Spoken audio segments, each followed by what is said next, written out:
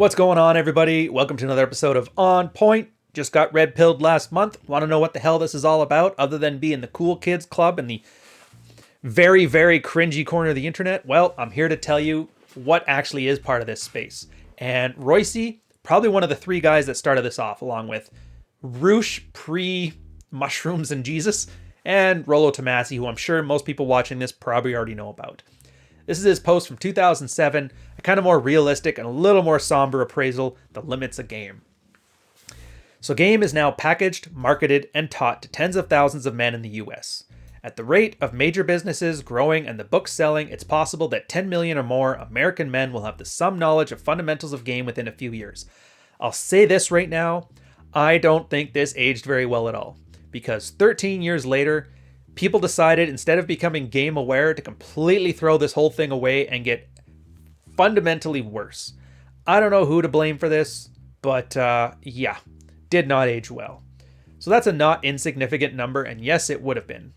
A percentage of those men will put forth the effort and apply what they've learned to their dating lives.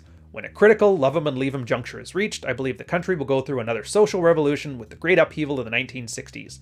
What lies behind is anybody's guess, although I have my personal theories. I have a feeling his personal theories didn't involve the complete cooling of the waters and the absolute prudishness of like Me Too and God knows how many things have done.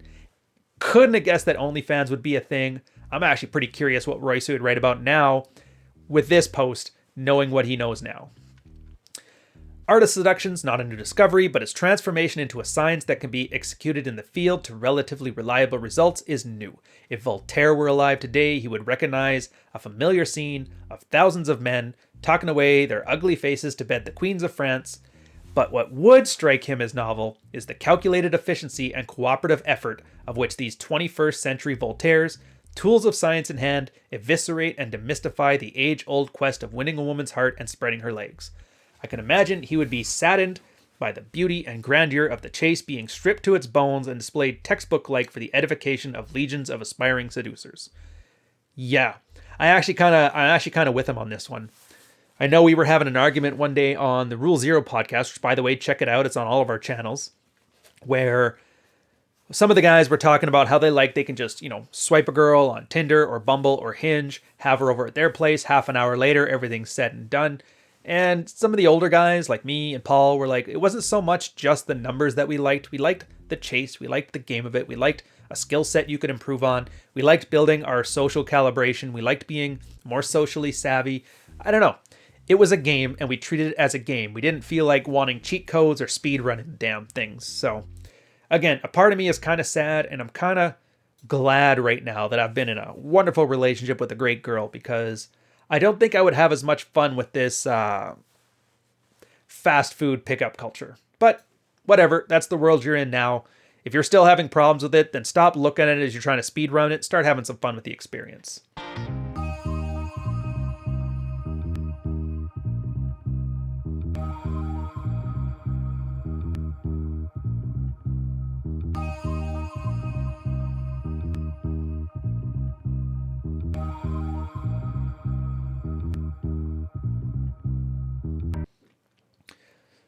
So he talks about the shortcuts, and most men scoff at this. Again, this is the one thing that stuck true in this entire piece.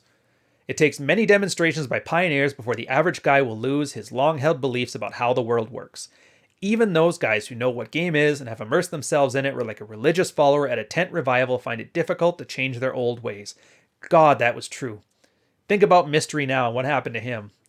Even the guys that pioneered this stuff weren't able to shed their old mental models. But hey, now we have the concept of getting zeroed out, where if a guy's not willing to change his mental models, the world is more than happy to traumatize him until he's forced to. Is what it is, guys. We don't get our rites of passage anymore. We just get this. A lot of the pie in the sky acolytes of game miss the bigger picture. Some are very immutable laws of human nature that the best game in the world won't circumvent. Age is one of them. A 90-year-old man is not going to score 20-year-old co-eds on the strength of game alone. He'll need compensating factors in massive quantities. Frame and wealth are proven sexual value enhancers. Without game, a man would need a steadily increasing pot of money or accumulating social status to satisfy his urge to screw young women. So with game, he can afford to slack off a certain amount on the traditional attractiveness measures.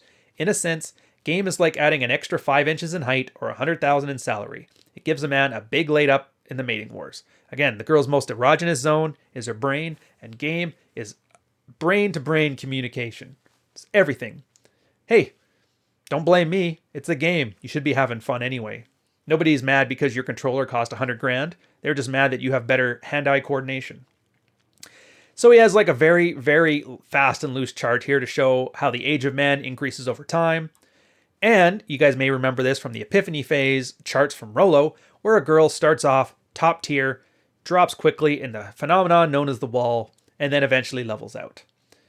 And as he says here, although a woman's looks primarily define her sexual marketability, female personality and a willingness to experiment usually count as well, but those factors only work synergistically with youth and beauty. Women who have hit the wall can wear dresses every day, learn the art of coquettish flattery, and carry a suitcase full of perverted sex toys, but it'll be in vain. Men will look past her at the younger versions of herself. Older women between 30 and 45 who still have a few years of serviceability left can compete against the younger competition by putting out right away. Nevertheless, it's a temporary fix. I will say this, if a girl is smart, she probably won't waste her 20s and then at the tail end of wasting her 20s decide to finally settle down and speed run the process of building a family. But hey, let them burn. If she can't be bothered to think ahead in her earlies, don't worry about what happens on her laters. It's not your problem.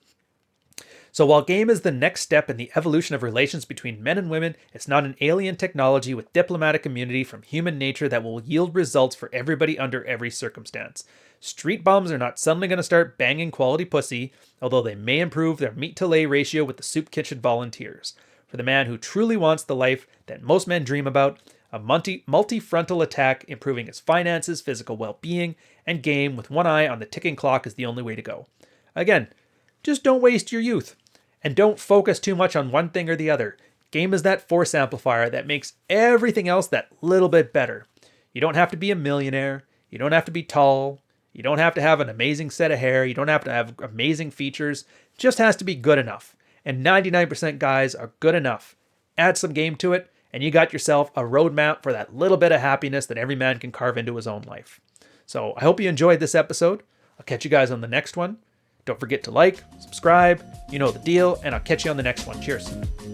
Charles Bukowski, Jordan Peterson, Neil Strauss. I like these guys. Add some salt to cover up the bitterness of middle-aged soccer moms and put in the oven for 45 minutes. Optionally, you can take from all this stuff what you want and leave the rest.